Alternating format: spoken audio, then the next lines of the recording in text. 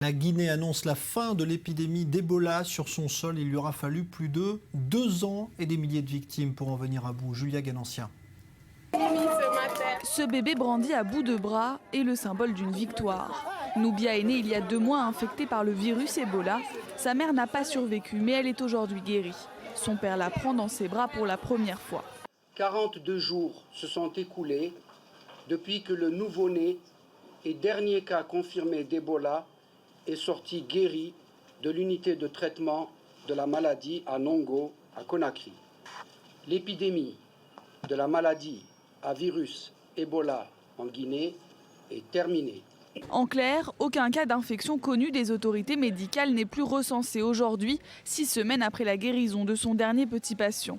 L'épidémie s'était déclarée au sud de la Guinée en décembre 2013, puis rapidement étendue aux pays limitrophes. La Sierra Leone est finalement déclarée exempte de transmission le 7 novembre. Au Libéria, la fin de l'épidémie a été annoncée 2 fois, en mai et en septembre, avant de nouvelles résurgences. Pendant l'épidémie, ces pays ont pris des mesures d'exception, état d'urgence, confinement de la population et même mise en quarantaine de certaines régions, des mesures qui ont laissé des traces. Jamais en Guinée, pendant mes 36 ans de service, on a fait 2 ans pour lutter contre une épidémie.